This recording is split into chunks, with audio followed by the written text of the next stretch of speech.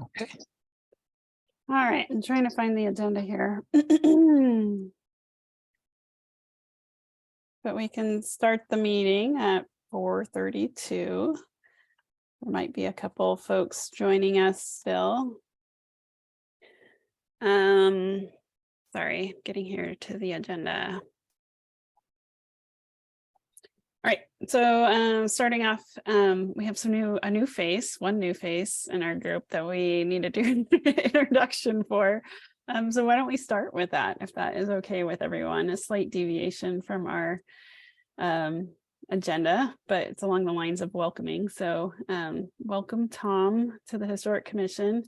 If you want to just share a little bit about your role or where you're coming from, anything you'd like to share with the group, maybe any historic preservation experience or exposure you had, that would be awesome. If there is anything you want to Could I just chime in really quick and just introduce Tom a little bit? Just so this is a transition for the staff liaison on the Historic Commission. So Tom Sievers is a new senior planner with the City of Springfield and has graciously accepted the role of being the new Historic Commission staff liaison. So I'm glad he's here, and hopefully it'll be a great benefit to the Historic Commission. So with that, I'll turn it over to Tom, and I'll hang out probably for the meeting tonight, but we won't say much and just let Tom take the reins. So thanks.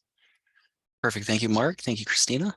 As Mark said, I'm senior planner now in current planning. I originally am from the Austin, Texas area.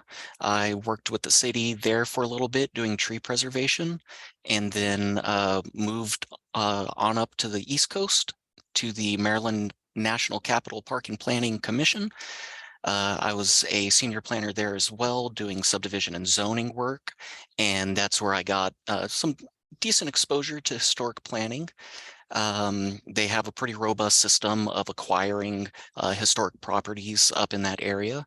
So as case manager, I would have to digest everything from the historic preservation division. I was also living in a house on the National Registry. At the time, it was built in 1866 of the Italiante Victorian style. So it was very interesting and eye-opening, and it seemed like really exciting work. So when I got this opportunity to fill this position, I raised my hand immediately to get into some historic work. So happy to be here and ready to hit the ground running. You're getting an applause. Thank you, Tom. Let's maybe for a roll call, we could each go around and say our name and how long you've been on the commission, and anything focus wise that you feel like maybe that you are passionate about relating to historic preservation. Jenna, you want to start? Sure.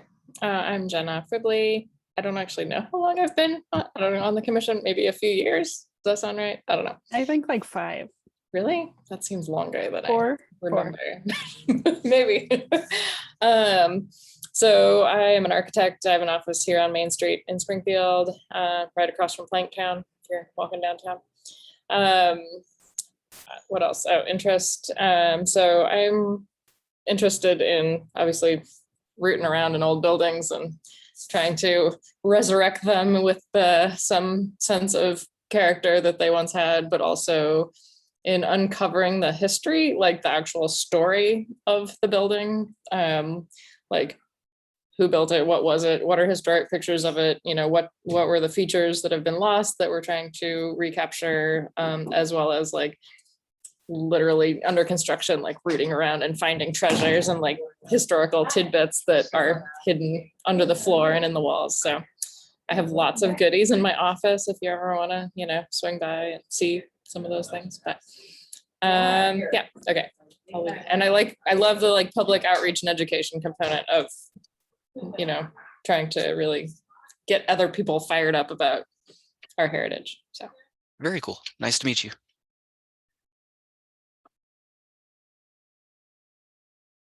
Sorry, Kirkwood. Yeah, I'm Kirk Donovan. I'm been on the commission. I think it'll be 2 years. I'm around 2 years, and I'm retired, but I teach at Lane Community College and teach economics there mostly. And I just joined because you know, it's just a good thing to do to help in the community or whatever. It's a small part, obviously, and that's basically me. So nice to meet you too. Yeah. Awesome. Nice to meet you, Kirk. Charlotte. Hi, I'm Charlotte Helmer. I have been on the Historic Commission, I think, since January of 21. It's the first time I've served on a Historic Commission, so it's been great to learn how the commission works and what we can do to be most effective. In my day job, I work in the nonprofit sector, leading or developing historic preservation projects that engage volunteers all over the country. So that kind of public engagement and focus on historic preservation trades. It's kind of the stuff that I get the most excited about. And I also rent a small house in the Washburn district. So I'm just a couple blocks away from City Hall. Awesome. Really cool. And Leslie, you've already introduced yourself to Tom, but if you want to quickly say hi. Hi, Tom. And I'm Leslie. Hi, Leslie. Good to see you again. I'm the geographer. You too. Oh, yes. Yep. So we've chatted about that. So thank you. Oh, yeah. Welcome to your first meeting. Thank you. Cool backdrop, too. Geography. Oh, yes. Yeah. Gotta love maps. Yep. All right. And it looks like we have a couple other folks on the call who are not commissioners. I don't know if anybody else wants to chime in. Drew, Damien and Drew are both here. Welcome. Thank you for being here. There he is. Hi. You want to say hi, Damien? You have anything you want to add? Sure. Hi, I'm Damien. I'm the city council Ward 1 for like another 2 months. Can't wait. So I've always been, really into history, but one thing that I've noticed, especially as far as marginalized populations in the state of Oregon, is that there are a lot of things that used to exist but don't anymore, especially a lot of organizations that mainstream America doesn't know about. For example, my fraternity is 71 years old in the state of Oregon, and that chapter is older than a lot of chapters on the East Coast. And so that history, but it exists here, and you figure most people have no idea, know nothing about Black fraternities and sororities. And so when you look at the history of how these organizations existed back then and how they are coming back now, they don't exist now, and looking at history and the reliving of history as a retention and a recruitment tool for marginalized populations. And so that's kind of my things. I've never lived in a house, and I've said this before, I don't really care about old houses. Never lived in a house. So that's not what's as important to me. I'm all about living history, in the origins of, a lot of our cultures, that the storytellers, the grandmas and the grandpas sitting around. That's the stuff that fascinates me. And I think that there's a lot of that here in Springfield specifically, but for various reasons, whether it's, not wanting to talk to other folks about it or not even knowing the people, that stuff doesn't exist. And I think we're missing a massive part of that. So yeah, that's why I'm here for 2 more months. Just a reminder. Yeah, that's really cool. I could see how, the built environment would remain a little bit longer, but oral histories can be lost pretty quickly. So very cool. Yeah, I guess we can start recruiting you, Damien, to be a historic commissioner. He's nodding his head. Okay, Drew, anything else you want to add? Not a terrible amount. I'm on my way out, as you know, but I work just down the cube hall from Tom. So I've learned a lot about historic preservation over the last 4.5 years. So I'm assuming Tom I will be involved in projects going forward in some capacity, but mostly I just wanted to pop in and say thank you. You've been a delight to work with. It was challenging at times, and historic preservation is not the easiest thing to grasp. It is the hardest aspect of my job the last 4.5 years, processing subdivisions, land divisions, site plan reviews. It's clear and it's objective and it's, you shall do these things, but having interpretation, and I think you've all gained significant historic preservation skills and knowledge of what things should look like. And the learning curve was probably a little bit longer than it should have been for me, but we're there. And so I am here mostly just to talk about 639 C Street. If you have any questions, I have a tentative draft decision in with Mr. Rust. I sent it to him this morning or this afternoon. And so I was going to just briefly discuss it when that opportunity on the agenda came up. But again, thank you much. I am around if you need any questions or anything. I am here to help. So thank you. Thanks, Drew, for being here. It's been quite the experience you've been through. I think all of the things that, and maybe you and me and Jen are the longest standing commissioners for the time being. Yeah, definitely have learned a lot through you and with you. So I appreciate all your collaboration. It's been nice working with you, and I'm glad that you're still going to be there because you'll probably still be a good resource for us going forward. We do have a spot in the agenda for staff for the historic land use application. So I just kind of flipped our agenda around a little bit. I'll share my screen so we can see that. Can you all see that okay? It's probably not the largest. Okay. I'm going to count that as roll call unless for some reason I can't. And move on to the land acknowledgement as you all think about that agenda and see if there's anything else that you would like to add or modify. I'd like to take a moment to acknowledge that that the land we are on that we now call Springfield is located on the traditional indigenous homeland of the Kalapuya people. We acknowledge that the city of Springfield shares its history with the exclusion and erasure of many indigenous peoples, including the Kalapuya, whose first inhabited land on which we are now located. We also acknowledge that the Kalapuya people are still stewards of this land and contribute to our history today.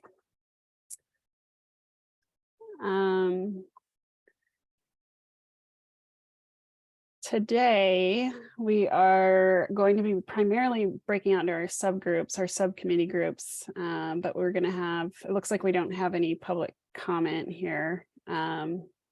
Is there any public comment, Tom, that you're aware of that has come in writing or anything? No public comment. Okay. Time of this meeting. Great.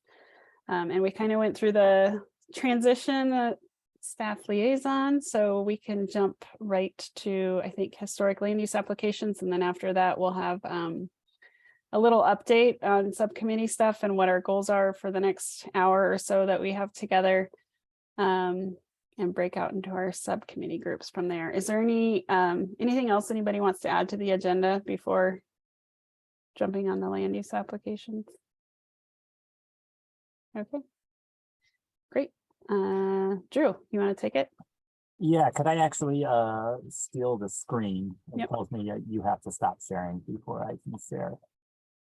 So I received your comments. This is for the 639 C Street primary residence. We've done the ADU previously. I received your comments after the last or previous to the last one. We did send out public notice. We did not get any public comment on the proposed additions to the primary house. Based on comments and my understanding of staff or the historic design guidelines and criteria, what I've done, as I hope you can all see this, is this was the initial proposed porch, is what they were proposing to expand the existing front porch, do inline, just a straight expansion of that front facade, add stairs to the north. And based on comment I received from you, this front porch cannot be altered in any way. The stairs must remain, no new entry off the north. So essentially, this whole addition here cannot exist. Based on the additions, the historic design guidelines. And so what I've recommended, so this is kind of just a screenshot of it. Again, no north entrance. This addition can't exist. And then the west facade proposed porch needs to be set back at least 1 foot. The condition reads a minimum of 1 foot. 2 feet would be preferable for the posts. I stopped short of requiring a gable roof addition to match the existing. I left it as a shed. I'm still kind of torn on that decision, and I've got it with Mark, and I'll probably have a larger conversation with him, but just wanted to bring that up, show you where I've landed as far as that decision. All the other proposed changes, you know, the vinyl windows that they proposed based off of the consultants, comments and the historic commission comments. I'm allowing vinyl windows in place of the metal windows, removing the shower addition, the exterior shower wall, improving this western facade foundation, adding a little bathroom addition. Again, the largest concerns for me and historic commission was this front facade. So that's where I've gone. If you have any questions. Looks like Mark has his hand up. Go ahead, Mark. Yeah, and I think Drew said this. I just want to make it clear that the decision on this hasn't been actually made yet. He has gotten me a draft staff report. It's not final yet. It is a type 2 decision, which means it'll be mailed out and have an appeal period.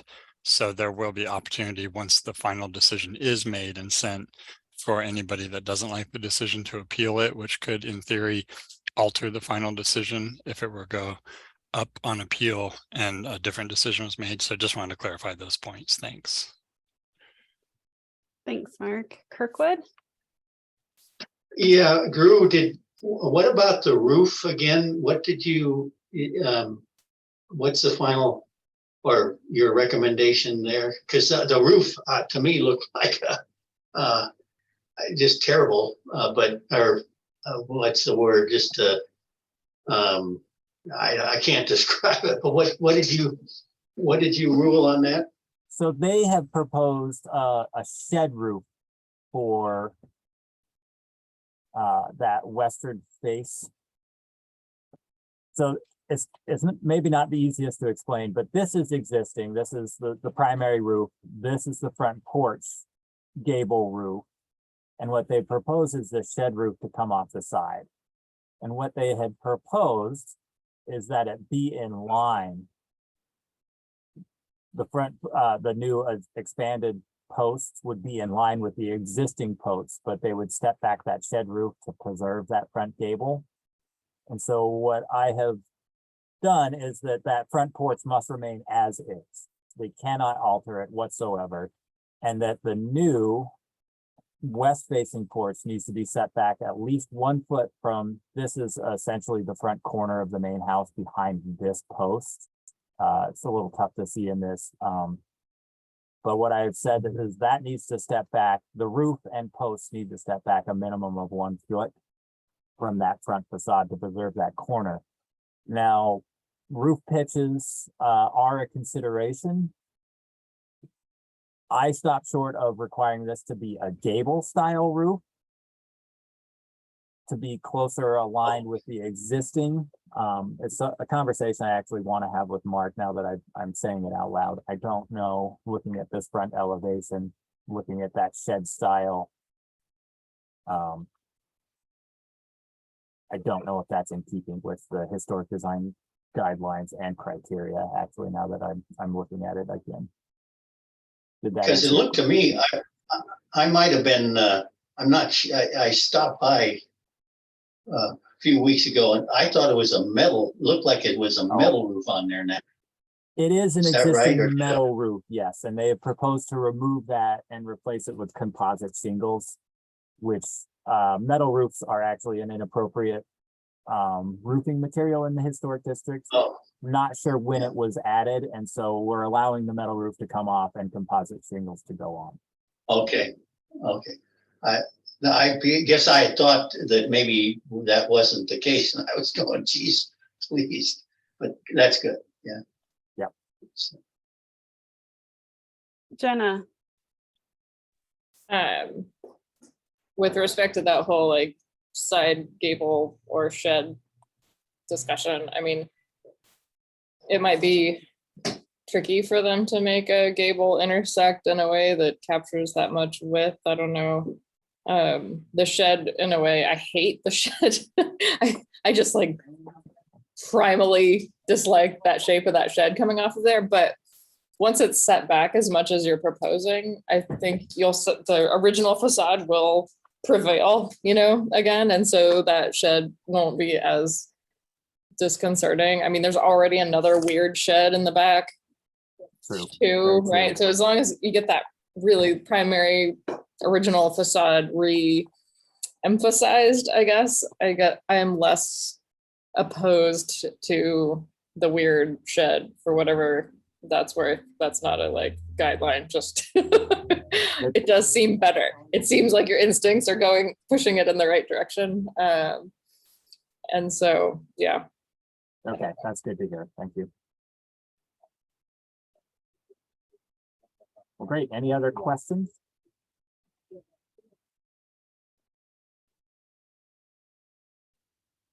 Perfect. Hearing none, I'm going to log off, but thank you again.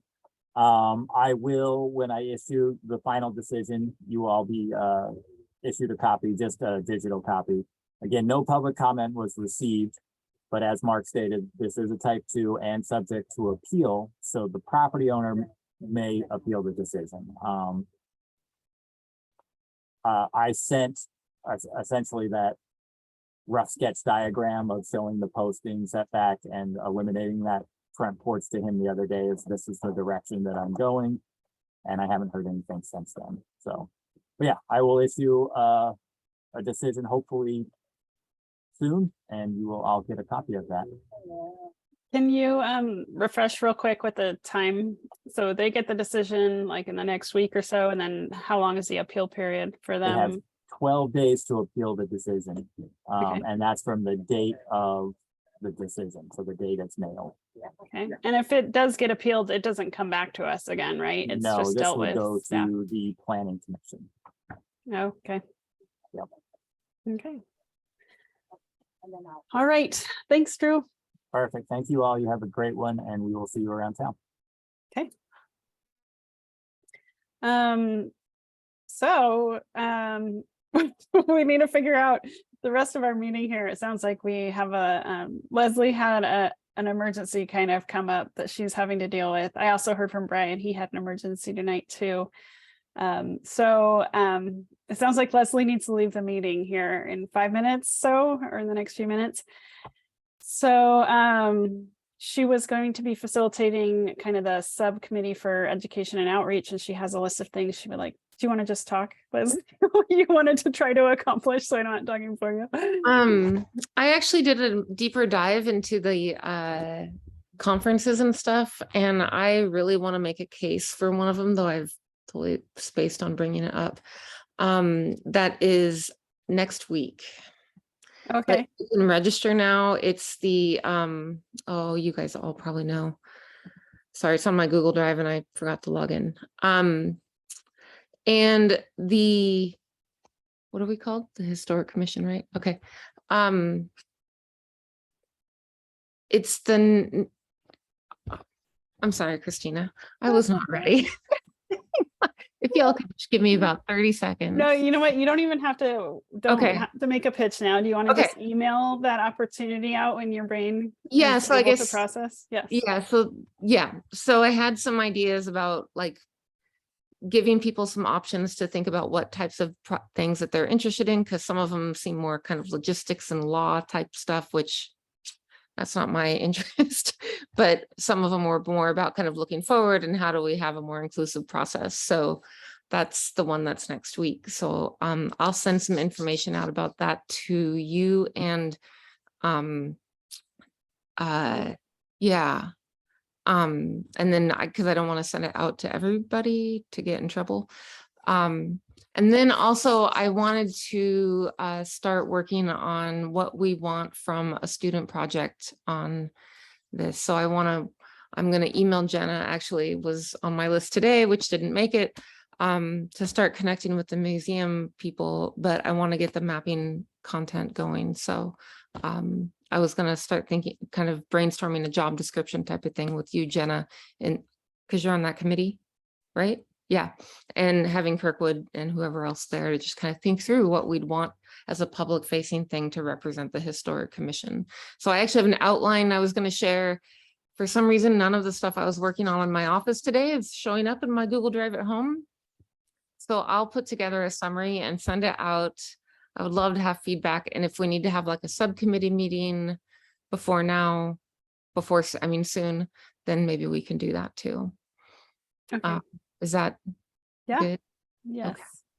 Thank you. Sorry, I've got kids, dad logistics and kids that just kind of came up. So yeah. Anyway. Yeah, no worries. Thanks for that. We'll look for your update and then we'll just follow back. Cool. Back with you. Okay, Great. thanks. Thank you. Bye. Bye.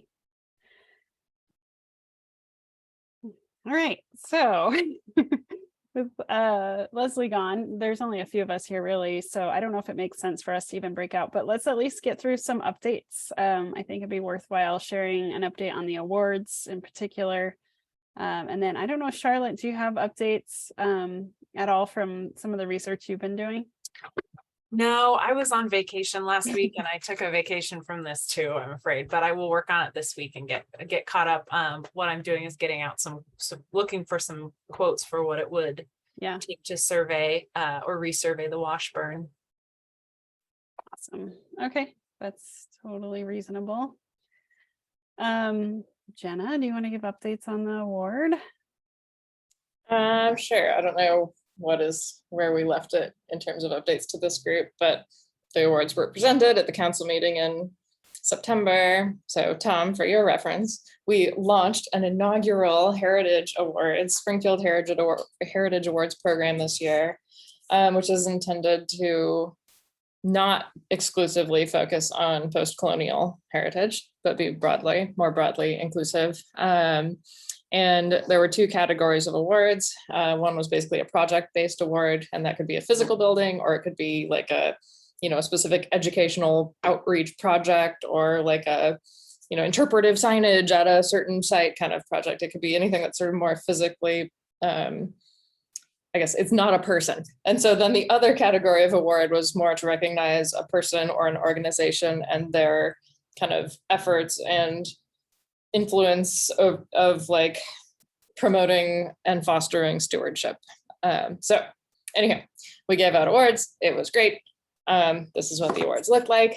They were pretty brass medallions and these little wooden bases that were made by a local wood shop out of salvaged wood from the historic mill pond here in Springfield.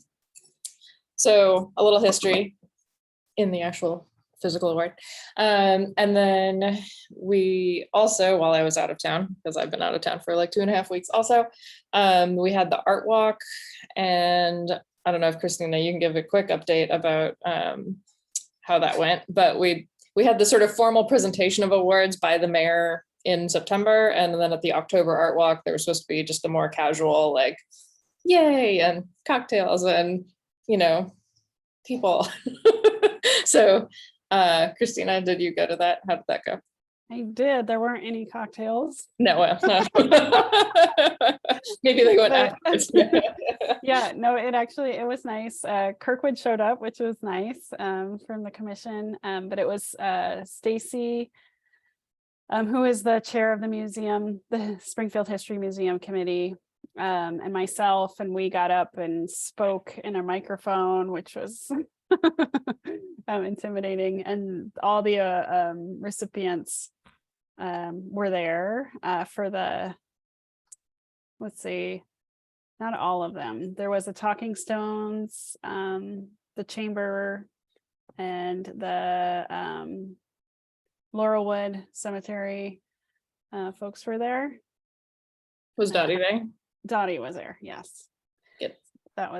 Those were the folks who showed up. And so we did just kind of an acknowledgement for each of the awards and spoke about the award program, kind of promoted it and just thanked everybody. So yeah, I think we have a good foundation to build from in the future, and it would be nice. I think next time, definitely thinking as we were there that we didn't actually, had I thought about it ahead of time, we didn't have any like presence there, like having an award to hold to show people how, you know, like beautiful it is. Maybe you want one. And I think you even have an extra one, Jen. I just didn't even think of it. And then maybe like a poster too for each of the projects with some of their photos. So I actually printed stuff at the last minute. So Stacy was like a PowerPoint for me, just flipping through some of the images to give a brief visual for folks who were there. But yeah, I think we can just make that expanded in the future if we wanted to. Nice. I see Damien's hand up. Yeah, I mean, this is just some, based on some conversations I've had with some other people. I think not a lot, I think a couple of people that I spoke to were really surprised that all the recipients were white. Now, granted, I know that you have the Calapooya stones, but there was a white person. Maybe they're indigenous, I don't know, but still perception. And when you look at all commissions and boards and how we have, you know, all these, you know, land acknowledgements and all this stuff, and you know, a lot of folks in the state of Oregon period love to talk about diversity, this and that. I know it was the inaugural one, but that's just some feedback I got. It's like, at what point will we see marginalized people's history as being our history too? And that was just some of the feedback that I got. And yeah, and I don't necessarily disagree either. I'm not sure what the exact process was to choose or what that looked like, or was there any thought of we really need to go a little deeper, or are we only pulling people from the surface versus spending a little, you know, planning it out more and spending a little more time really digging deep to, but then also redefining what history means to the board or commission as a whole. And so once again, this is just some conversations that I've had. So this isn't a knock on anybody, but just passing along the information. Yeah, really good question. Charlotte, I think, had her hand up first.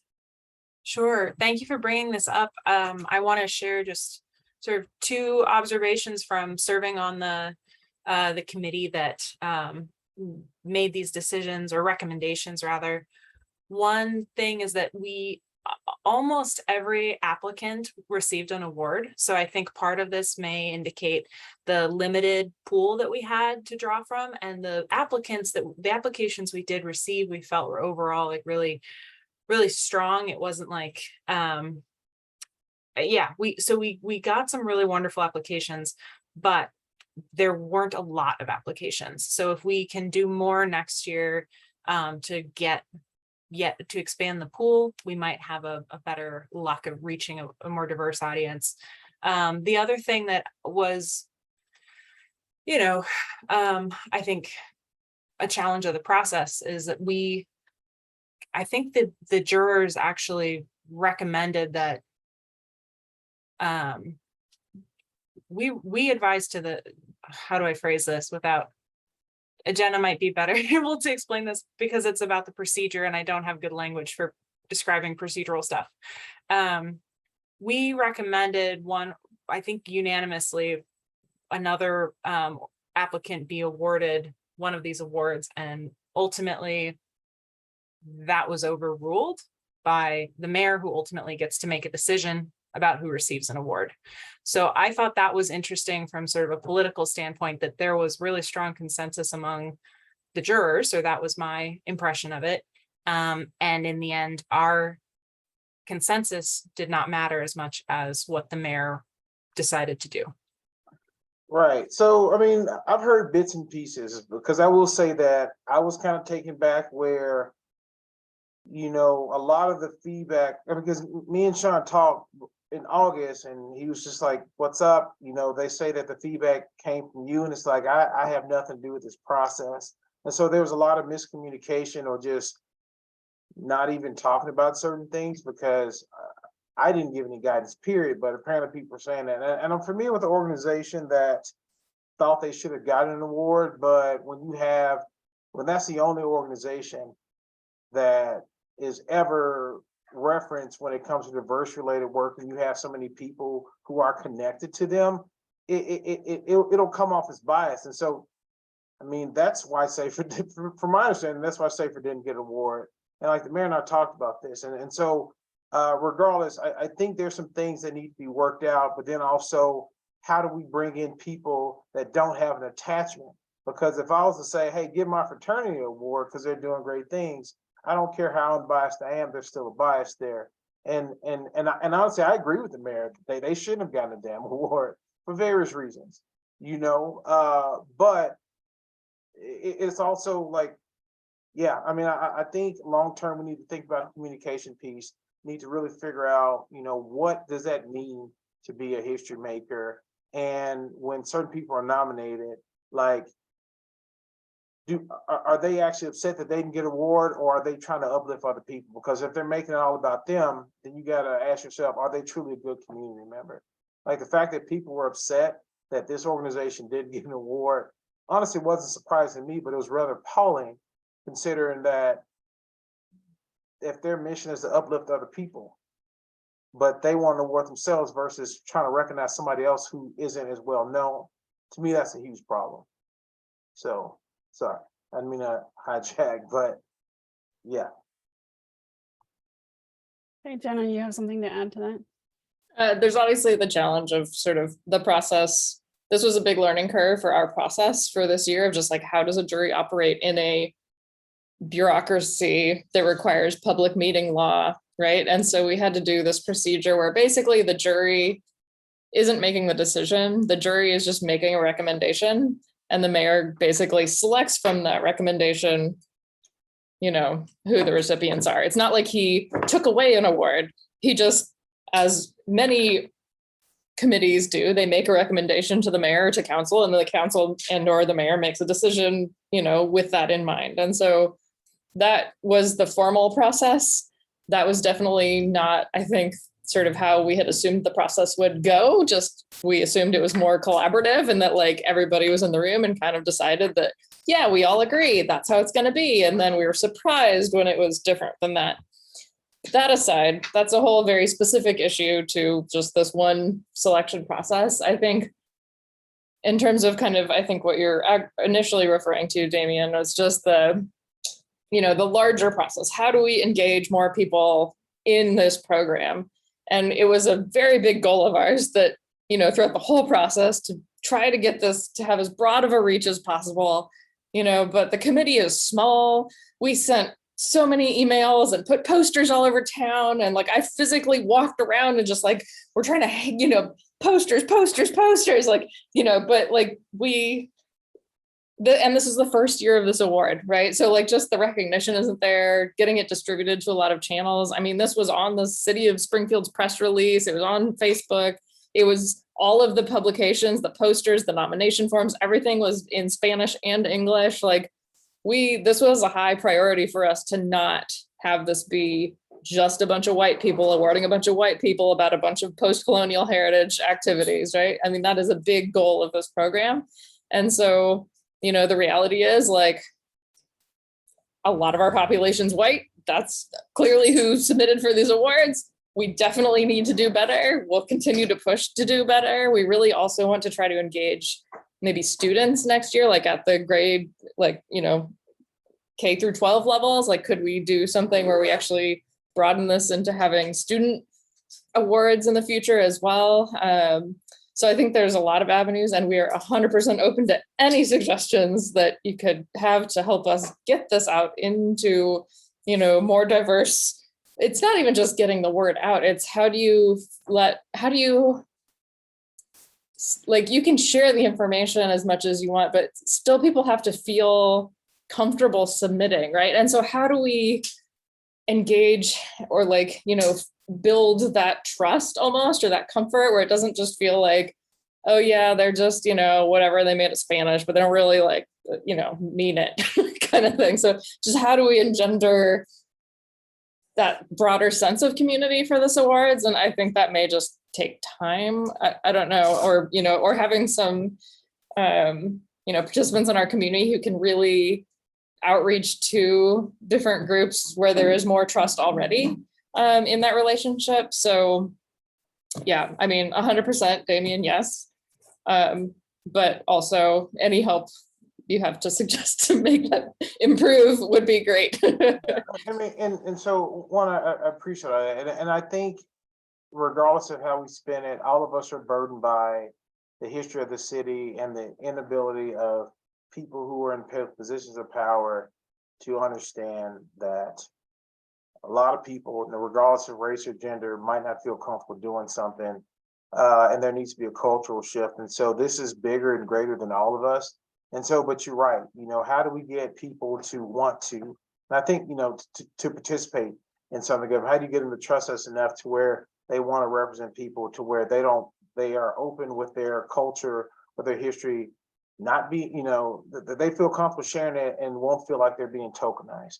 And so like, that's something that's way above any of our pay grades. And it's something that, has plagued the state, the city, the county. So yeah, but I mean, it's at least good for, I think, all of us to be aware of it and realize that some of it is greater than us. But, this was the first step. I think it was a great thing, it was done. And as we continue to do more stuff like this, it'll increase the validity. It'll also make more people want to be on different boards and commissions, kind of tying into that. Really I've been really working with council to redo the bylaws and all that stuff to make the things more accessible, to give the chairs more power to select members as well as be a part of the process. And I think, that's a small part of it, but as we continue, there will be a dynamic shift in culture around boards and commissions. And so everything that you just said will happen organically versus, saying, hey, we need more Black people, we need more gay people, because that could be really tokenizing. So yeah, no. So I mean, this is a really great conversation. I definitely didn't mean to take over the conversation, but yeah, hopefully there'll be some positive changes on the forefront. And also, last thing, if any of you have any feedback as far as how the boards and commissions could change or the process, I think Mary Bridget might be working on a survey, hopefully, but feel free to reach out to me. It'll be anonymous. And me and Christina have had some conversations about it. And actually, a conversation with her was kind of the catalyst that made me start talking to other boards and commissions that I'm not on to kind of figure stuff out. So you can thank Christina for being a part of the change. Yay, chair. So yeah, but anyway, if you have any ideas or any thoughts, feel free to reach out to me and I'll submit them anonymously. So yeah. Thanks, Damien. One thing that comes to my mind with the that just back to the awards thing is I know that we have a priority for getting back together and rediscussing and evaluating how things went and then thinking about strategizing for next year. So I think we kind of like made it through the first year just like barely, and now we want to think about how to like make this sustainable and make it grow. So that was something Stacy and I were talking about, is like getting a meeting on the schedule for that subcommittee to kind of start that conversation early. And then the other thing, I just want to make sure like with the engagement, like the recruitment process that we did to try to recruit different people for that group, I think I think we tried really hard, and while we didn't see a lot of like to make it more inclusive and reflective of a more diverse group of people, while it didn't maybe come to fruition that way, I think there was interest. And so I just want to make sure that, as long as we maintain that priority and we keep trying, I think eventually we will have some success there. And hopefully we can keep talking to people and making it grow that way. But I definitely had a couple folks who were very interested and very eligible for one of those awards, and I think that they would be very excited about getting it in the future. But this year just was not the year to make that happen. So I'm hopeful there's more coming. Jenna, you had another thing to add? Yeah, just it's not super helpful, but in terms of like having a jury that's also more diverse, well, it wasn't necessarily super diverse. I think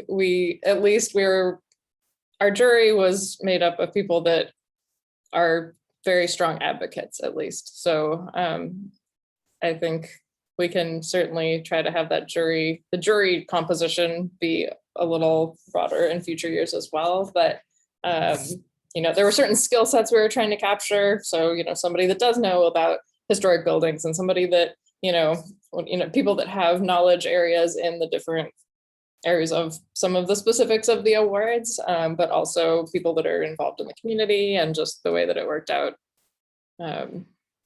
It could have been more diverse, but I think the people that were participating are,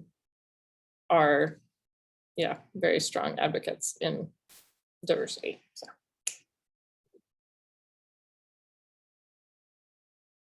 All right. So and this probably wasn't the best selling point, but anybody that wants to be on the awards subcommittee, it is going to be.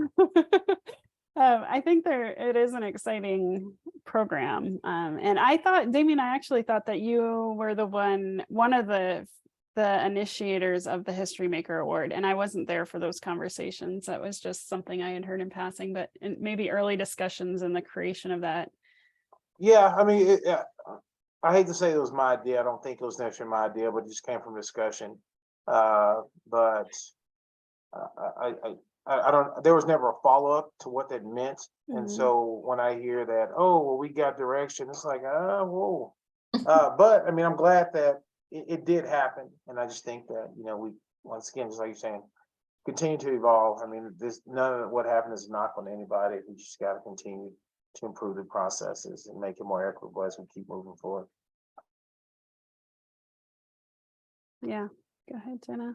And for those prospective participants for next year on the committee who may be feeling daunted by this conversation, I mean, we've done a lot of legwork already now. It'll theoretically go a little smoother next year. We have a lot of lessons learned. We have a lot of wording, like things that are drafts of things written and word design.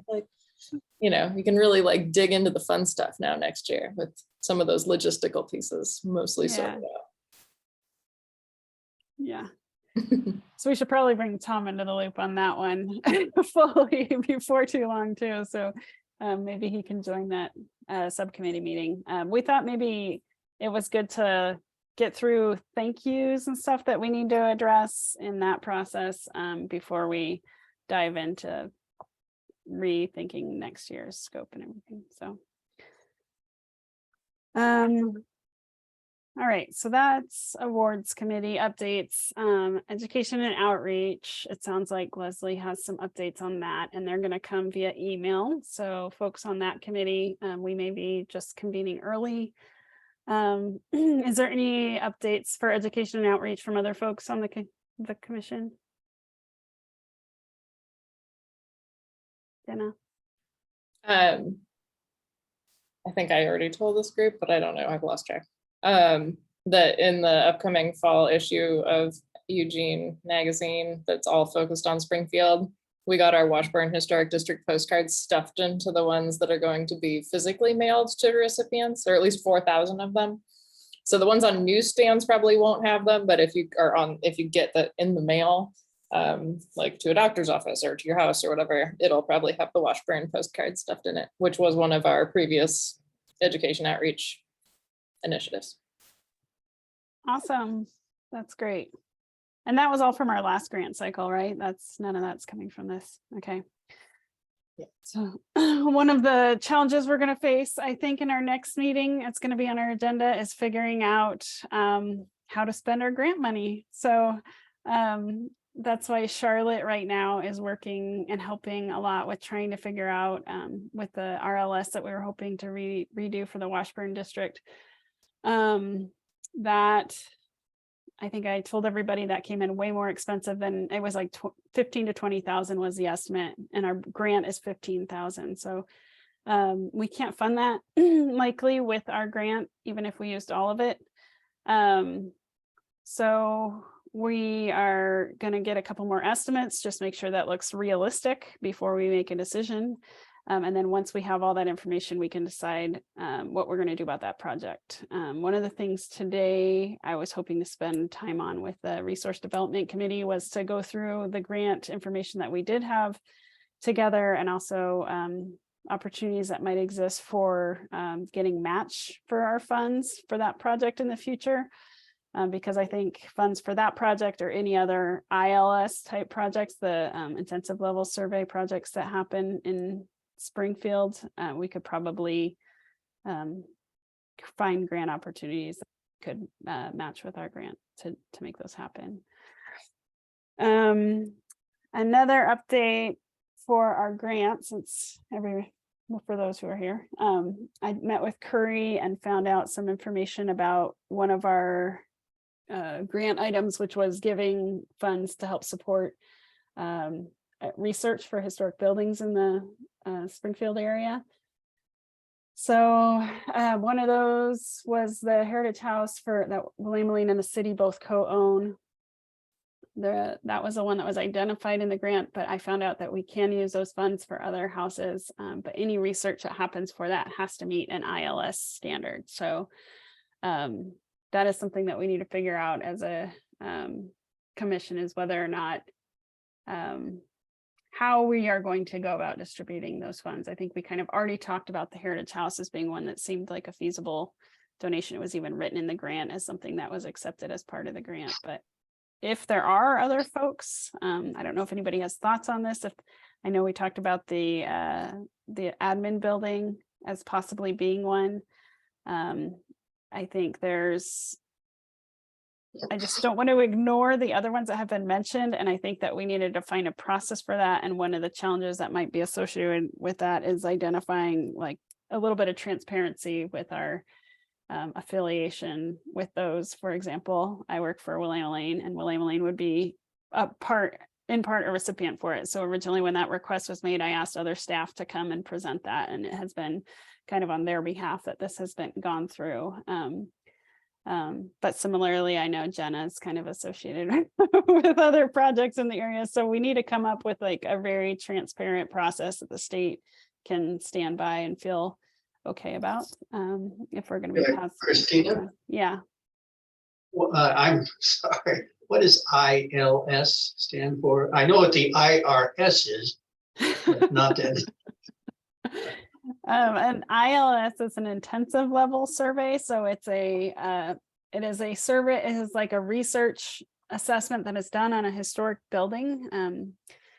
And it is more thorough than the other survey that is done, which is an RLS. And RLS is more of a broad overview assessment that helps you identify, historic features and stuff in an area. But an ILS will do a more intensive dive. And Jenna could probably even describe it better than me in architectural terms, but it's really a step, or maybe even Charlotte, it's a stepping stone towards getting registered on the historic registry. And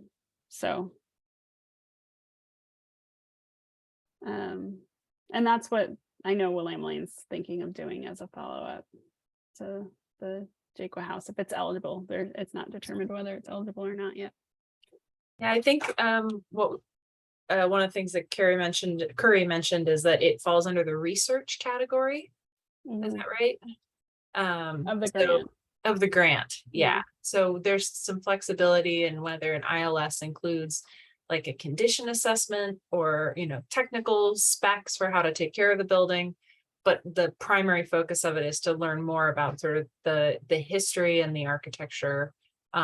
And in the end, it can be a guide for how to manage the property. Yeah.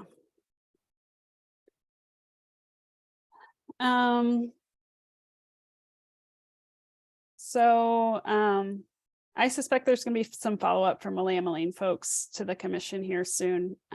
So that will be one proposal for spending those funds that I think is solid and will be coming to the commission soon. I don't know if anybody's aware of any other ones. That could be something we could put out there and promote if people want to do an ILS. That would be one option for spending funds. But I guess I'm just flagging that now, because I'd like us to go through overall what our work plan is and what we were planning to spend money on. And I think that we don't have a lot of those things actually happening at this point. So we might want to re-strategize. The main takeaway we got from Curry, and I hear this every time I see her, is that we need to spend our money. And I don't think that we've done that the last couple grant cycles. And so she really wants us to spend that money. And so we have some time still, and it passes quickly, as we all know. So we always end up in this period of like, we have plans and ideas, and then some of them fall through and things need to get shifted. So I'd like to re-strategize now that we're partway through, and think about how to use those funds. I think there's probably another thing that I've been talking to Leslie about is for education and outreach. She's doing a little bit of research on certain speakers in the area, in the field. So it could be like a national speaker who does there was somebody we were talking about with Curry. Was this with you, Charlotte? You're doing this research. Yeah. There's a group called Place Economics. I'll drop a link. But they do research about the economic impact of historic preservation. And we were thinking that this might be a good way to kind of tie historic preservation into other community goals around everything from affordable housing to job creation to tourism, et cetera, et cetera. So it's really like an economist's analysis of historic preservation. And there's one person in particular who founded the organization and is like a prolific speaker in the preservation world. But he's also got a whole team of people who do this really well. And I think it could be a really good fit for what we're doing, partly because it just seems like it may be a good crossover to other folks in the Springfield community. So there's the link in the chat.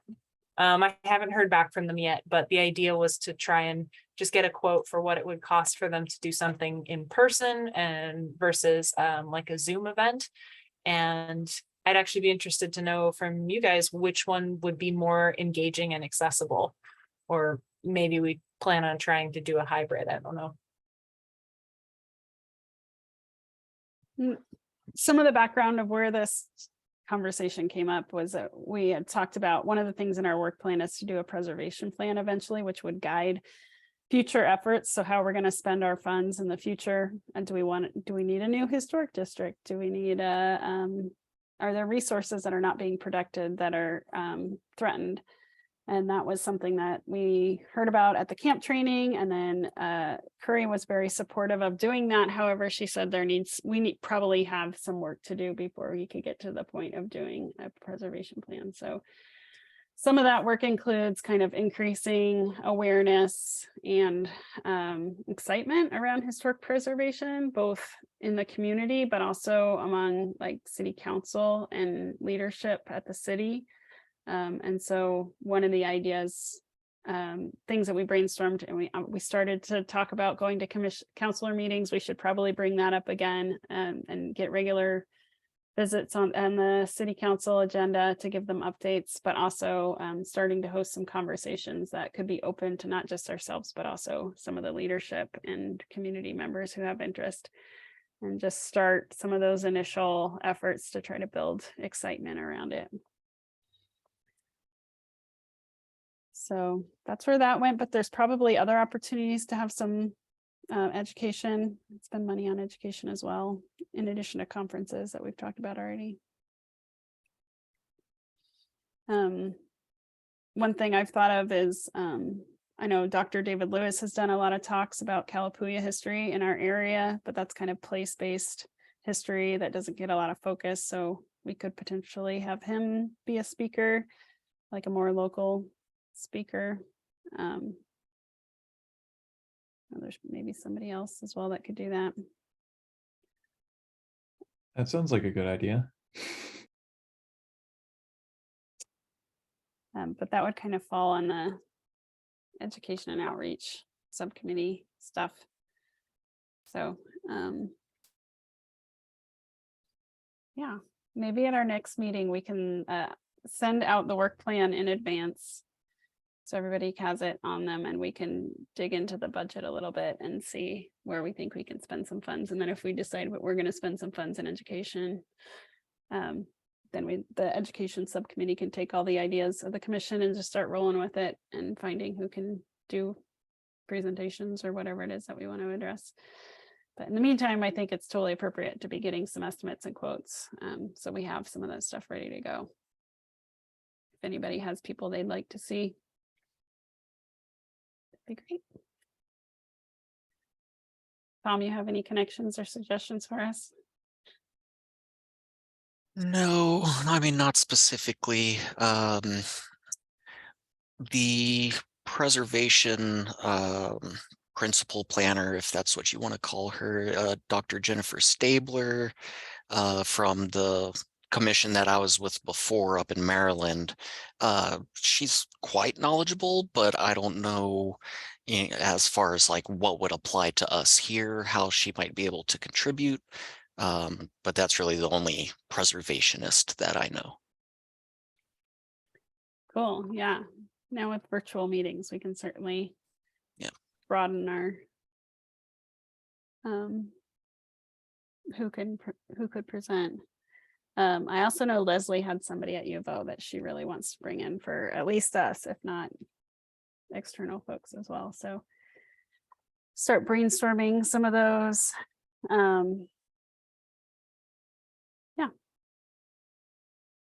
I think we could probably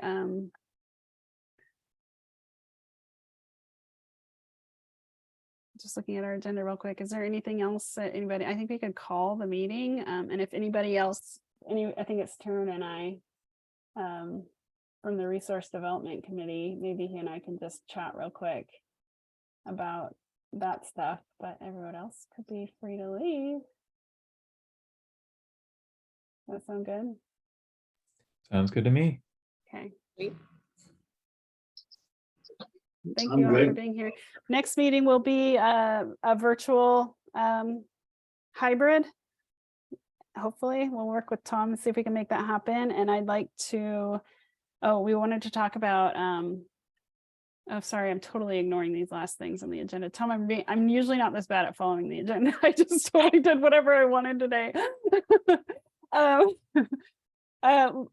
Couple of quick updates. Historic Commission recruitment. We had 3 applicants, which is amazing because we did absolutely no recruiting this time. And there are some good ones in there. So I think the process is they just need to go through the interview process and we'll see who we end up getting, whether or not they all qualify. I think there was a couple that were outside city limits. So depending on whether or not they qualify based on their experience and stuff, they may be joining us.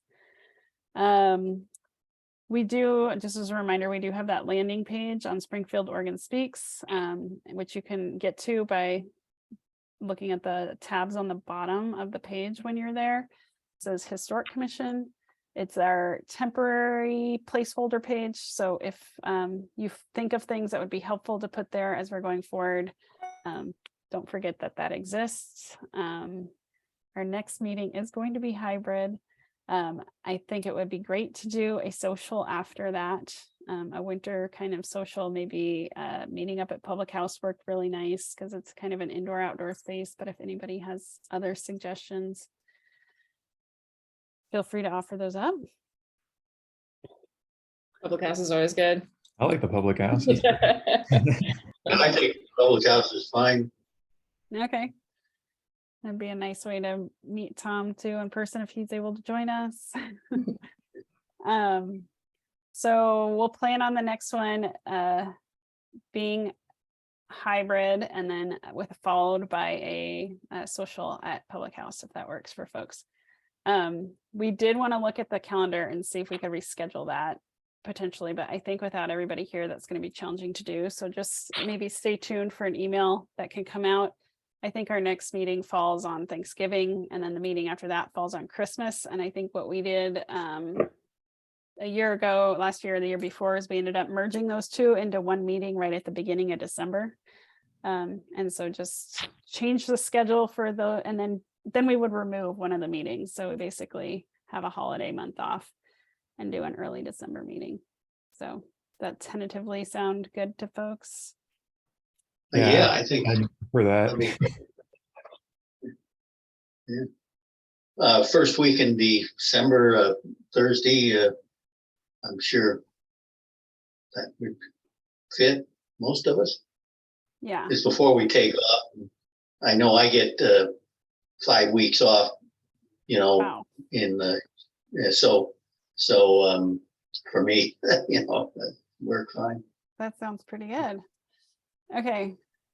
But I don't get paid for it either, though, so, I get the time.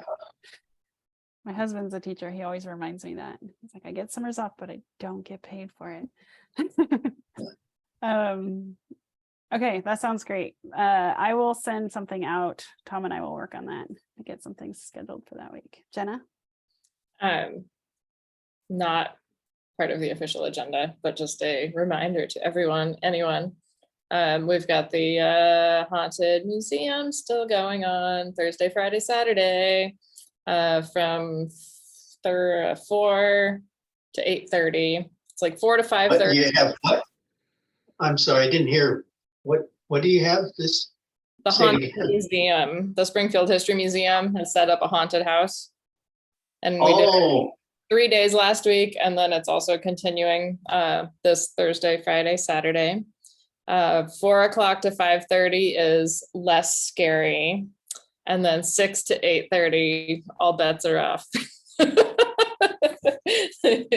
So it's pretty fun, just saying, and it's like, I don't know, $5 or something. So, and it's a fundraiser for the museum, most importantly, even if you're not scared, still you're supporting the museum. Which Jenna is dressed up as Agnes Stewart in. And if you don't know who Agnes Stewart is, you should look it up. Oh, there's the costume. People keep coming like, they're like, oh God. And then I'm telling them, they're like, oh, I was wondering what the dress was, but I wasn't going to ask you about it. Pretty Yes. sure you're the scariest Agnes Stewart that ever existed. You scariest teacher. Yes. Anyhow, highly Okay. recommend, and tell your friends, and do it for fun, and to support the museum. Okay. Great, thanks. All right. If everybody else wants to hop off, I think Taryn and I could probably stay if Tom, whatever you want to do. Oh, yep, there's, oh.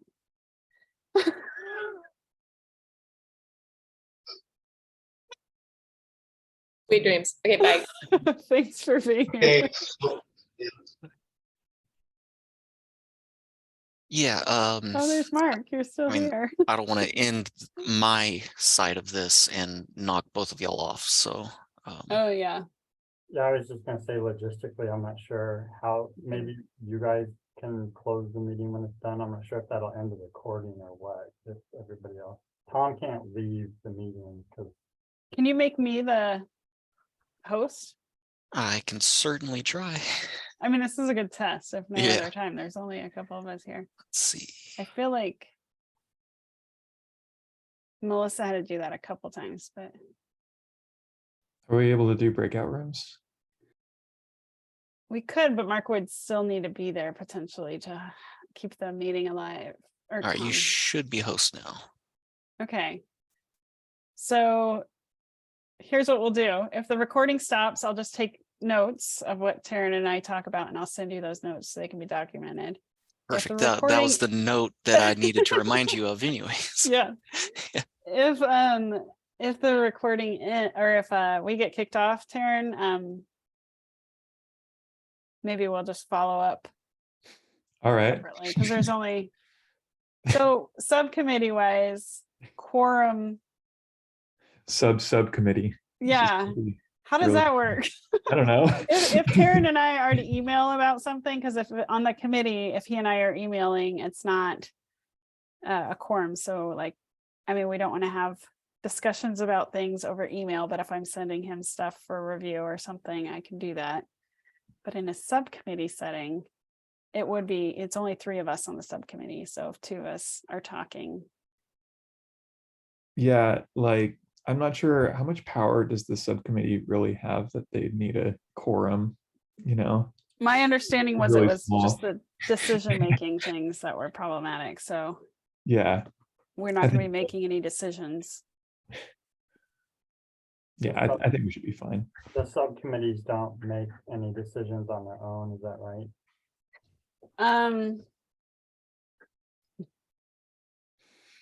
I could probably think of an instance where they could. I mean, like if we were gonna be figuring out who, like as a resource development committee, there might be times where we're helping identify who's gonna get awarded funds, or like on the awards committee, I guess they created a jury, so they didn't have to make those decisions. I don't know. Some of this is still figuring out for me. I'm not sure.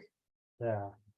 I think Tom and I were talking earlier and possibly revisiting the concept of the subcommittee model and figuring out just how it can and can't work, and maybe visiting with the city attorney's office about it.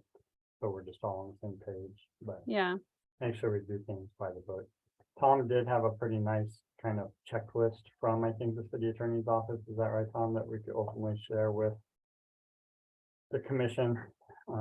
Right, yeah, and Christina, that's the one that you provided to me. Oh, Christina provided it, Tom. Yes, but it came from your attorneys. Yeah, okay. Yeah. I thought when he said Christina, I thought he meant our Christina. Christina, right. Oh, it yeah, came from well. both Christina. Anyway, so I don't think it's a problem tonight, though. Okay. Yeah, I'm looking at those notes now. It doesn't give like clear guidance on some of that, the nuances of, it's just basically take notes. Yeah. System. So okay. Cool, Great. Well, and- you guys can hop off and we'll see if Taryn and I are still here, and we'll probably only have a few minutes of chatting anyway. So Yeah, my button just says leave now, so I think y'all are safe. It did say end before and now it's leave, so. mine says Good. end. So Cool. we're good. Thank All you. right, Good. thank Tom. you. Bye. Bye. Hi. Hey, so it's been a while. Yeah, how are you? Good, how you doing? Good. So is it meeting time? Just checking in, is the meeting time problematic for your schedule? So, I noticed you saying that you got out of class. Is your class schedule different or something? yeah, so I actually work Or work? I work at Willamette Lane from 4:30. You're working at Willamette Lane? Yeah, I work at Willamette Lane. I'm a coach. I didn't know that. Yeah, I coach cross country at Thurston Mid. Oh, cool. Yeah. Awesome. That's actually, yeah, so that's why I arrived 30 minutes late today, but Okay. the meetings seem to have really bad timing. I was able to make the August meeting, but then they canceled the August meeting. And then I proposed to my fiance in Aw. like July. Yeah. And then the meeting before that was in finals week. And then the meeting like the September was like right as classes started. So I don't know what it is about the schedule being like the most inconvenient possible schedule, but that's kind of where I'm at. But here forward should be pretty good because I'm going to just take days off whenever there's a meeting now. Okay, or yeah, well, one thing that we could do is when we get the new commissioners on, just knowing that there's only one meeting between now and the end of the year, and then at the start of the year, we'll have new commissioners, I believe, joining us. And so that's always a time that we revisit and think about our schedule and what needs to happen. So yeah, it's at 4:30 and it's like most jobs end at 5. It's like right there, but yeah. I kind of, where I'm at. Some of us, like, I still get paid when I'm at these meetings technically, so Jelly. I mean, it's like sometimes, but you do run the show a bit too, so that makes sense. I mean, because my work asked me to be on this, and so it was like for my office, the planning department wanted somebody on it, so yeah, that is tricky. But that's why I think it was like 4:30 was nice, because some people could get off early enough to just not have it go into their whole night. And so I think ideally it's only an hour meeting. But okay, well, we'll revisit that and hopefully it'll work better for you. Totally. I was trying to remember, this is really bad. I feel like it's been so long since we had our initial meeting. It's a once a month meeting, so it's like well, even then, like we didn't meet the last time we were going to do subcommittees, it didn't happen. And then, so it's been like 4 months since we Yeah, met it has as been. a It's been subcommittee and incredibly- talked about grant stuff. And I know that Brian was here that time and there was some discussion about looking at grants. And I know I remember looking through that membership that we have, which I always mess up the acronym, but I was trying to remember, did we get any progress on making a list of potential grants, or was somebody going to do that? And I could go back and look through all the notes. I think I said I couldn't, and then I probably the said I other would. person- yeah, and then the other person said they would be leaving, and so it pretty much left it to you. Okay, that's kind of what I suspected. It's okay. Which is, Yeah, I don't that's why nothing's expect, happened. I don't Yeah. expect you to do everything. That makes sense. Like it's okay that it's not been done yet.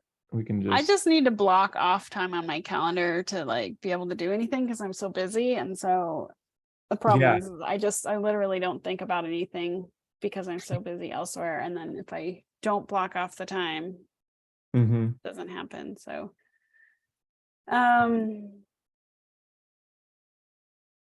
It sounds like we had more money than we could spend in one area. What was multiple that? areas. Multiple areas, but then we were talking about also needing to get more money. So which is it? Is it just for certain areas that we So spend the money? yeah, it was probably confusing because we're not actually looking at a document. Let me share with you really quick to give you some context.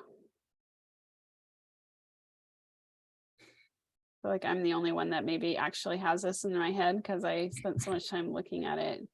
This is an old version of it. Unfortunately, I think I saved, oh, I know where the other one is. Oh, never mind. I'm just gonna show you this old one just for now. Yeah. Because I don't want to bother pulling it up. But we have all these budgeted items. So we have a reconnaissance level survey. We had budgeted. These numbers are not quite accurate, but the application and consultant. So we will be spending money on our consultant. That's one area we have confirmed. But the reconnaissance level survey is one that we had budgeted. We have approximately $4,500 budgeted, and it came back at 15 to 20,000. So that one may not happen, but is also the one that if we found an easy match, whether it be this grant cycle or the next grant cycle, it would just help us figure out like what our strategy is for making that happen. So for example, we might find something that's a really quick turnaround that's like, okay, we could put in maybe $8,000 this time, and there is an $8,000 match, and we can write that grant like in April and potentially get awarded funds. There is a chance that we could get those, make that happen in our grant cycle. Or the other strategy might be, let's scratch that project from our list for this grant and know that next time we go out, we're going to budget $10,000 for that. And then we'll also have to write like a $10,000 match. So I think for that one, step one is find out what other people would estimate. So we know that we have a good estimate because that we only have one to go off of right now. And then two, figure out what kind of grants are out there for making that match. Because if we know there is a solid grant that we feel that we're super eligible for, then we'll know that it would be an easy one to go for, and we can move forward on that. So that's kind of the one thing I wanted to talk about. Cool. Otherwise, this other money is like the supporting partner efforts. We actually have $4,000 for. That's for those ILSs that I was talking about earlier.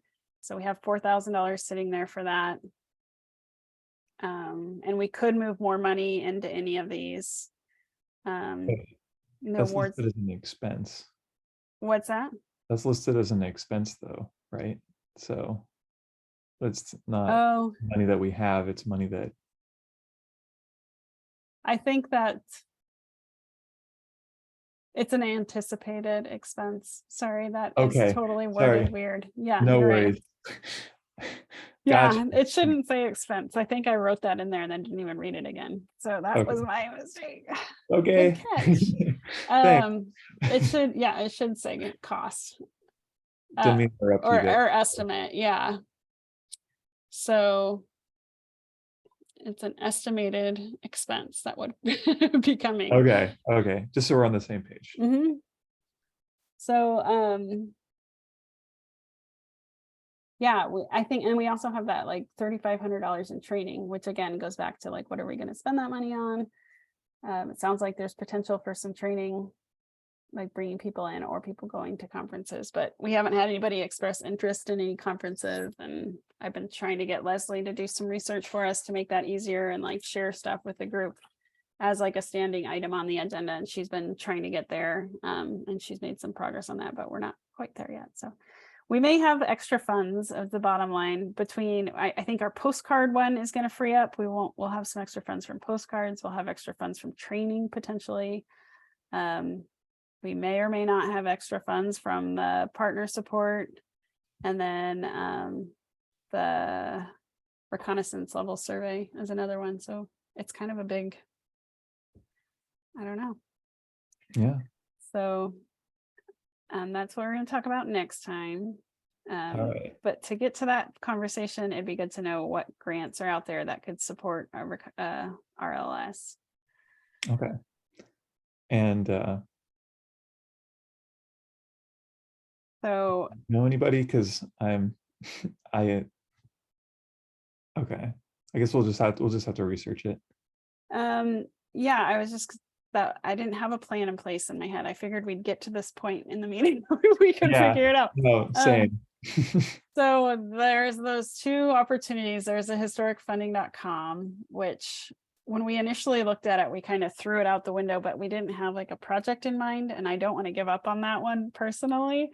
I feel like it may be worth going through and just with that project in mind, and even potentially for an ILS, knowing that we could give partners ILS funds. We could also help support them with grants. So that would be two projects to kind of keep in mind that are very related, probably be the same kind of grant. And then the other one is that NTHP, the National Trust for Historic Preservation. And we don't have to do this right now. I'm just looking preservation. I was thinking, is it realistic that maybe you and I could divide and conquer a little? Like, let's pick one that we're willing to look into and then report back to each other or to the subcommittee kind of and say, yeah, totally. This is what I think this would be a good match for the RLS, or here's some. Do you have a preference of going through? I think the historicfundings.com is a little bit more of a beast of going through and sorting through a whole bunch of different ones versus the National Trust for Historic Preservation. And maybe also SHPO would be another one to look at. Group those two together, the State Historic Preservation Office. SHPO sounds good. Let me look at that. Do you have a preference? I can do either way. I'll let you choose. Okay, I like SHPO. Okay, can you do the, sorry, I was thinking of combining SHPO with the National Trust for Historic Preservation. That one, yeah. Those are both established programs, so there's only like 2 or 3 grants there. It's not a lot. Okay. So it seems more manageable, whereas historicfunding.com looks like a bunch of different grants, so you just have to sort through. Maybe it's because it's like state-based grants versus private sector, and private sector is just bigger. Yeah. I can also take on SHPO and NTHP and then also help you with historicfunding.com if that's, because it sounds like that's the real big one here. It is, but maybe part of it is just identify. Let me dig into it, and I think it'd be good for me to kind of get familiar with it a little bit more. So as I go through, if it's like, oh, here's 5 grants that we need to go and look and learn more about, then maybe at that point I'll ask for some help looking at all those or something. But so are we looking for anything specific here? So have you done any grant writing before? Never. Okay. Never. I know someone who has, but yeah, it's not, I mean, it's not rocket science. It's really the key thing. and maybe we could write this down. This is where it gets tricky, because can I write this down and send it to you? I don't know. I could send you an email. I'll put it in the notes. How about as I'm saying it, Okay. and then we'll have it documented. We're gonna look for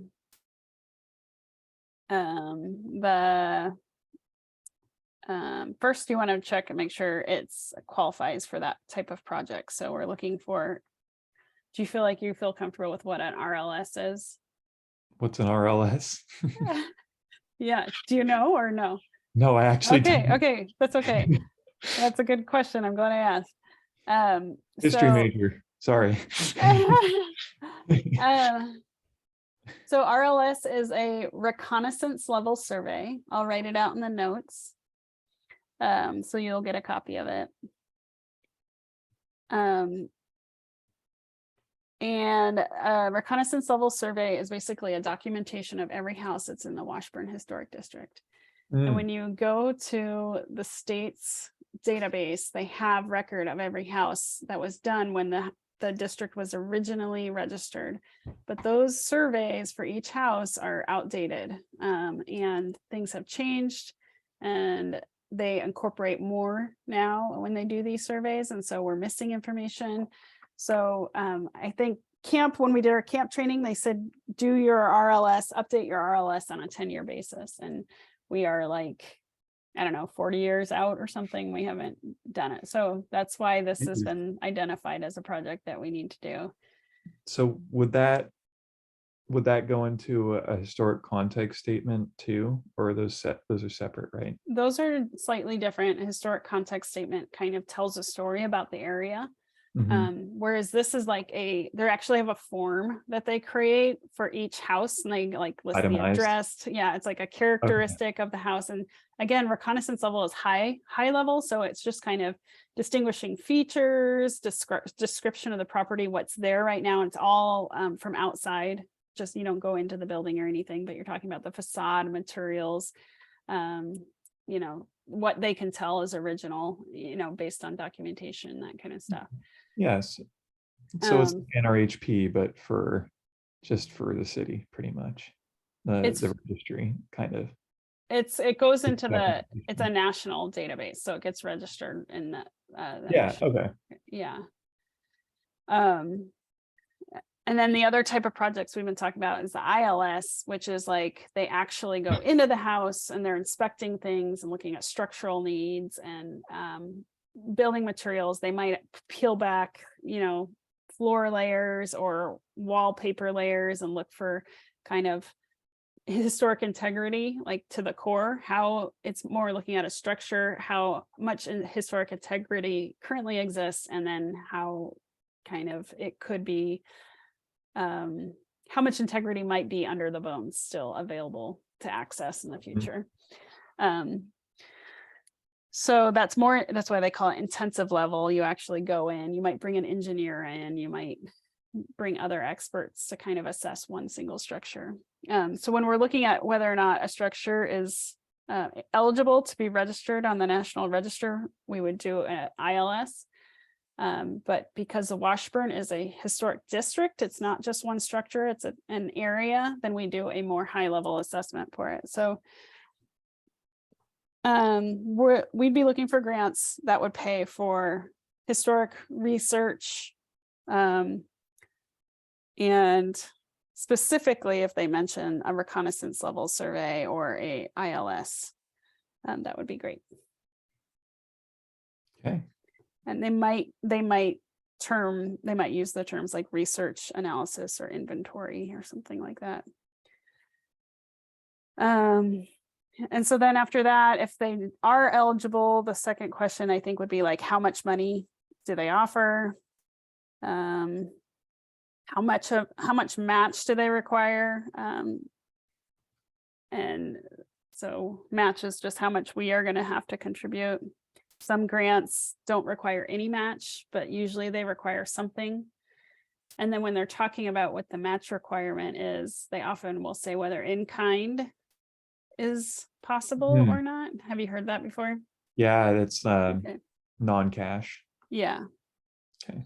So that would mean like we could count our hours attending historic commission meetings or planning for these projects or something could all be counted towards match towards the grant. So I think those are the first key things. Oh, no, another really important one. Who's eligible to apply? So some of them, we might have to have somebody else apply on our behalf. Okay. So it's like, maybe it's for the RLS, maybe the city would have to apply, which they probably would technically be the grant applicant anyways for us. But if we need a nonprofit or something, maybe I don't know if the History Museum, we might have to think creatively about who else could help us if a public agency can't apply for it. Okay. So how much are we able to match? Do we know? That's a good question. We have $15,000 in our grant. We have $4,500 designated for the RLS. So I would say we have between $0 to $10,000 potentially. Like if we found something that was awesome and we really all were behind it, maybe we'd want to put $10,000 of our grant. Okay, so how much for the RLS again? Our first estimate came back between 15 and 20,000.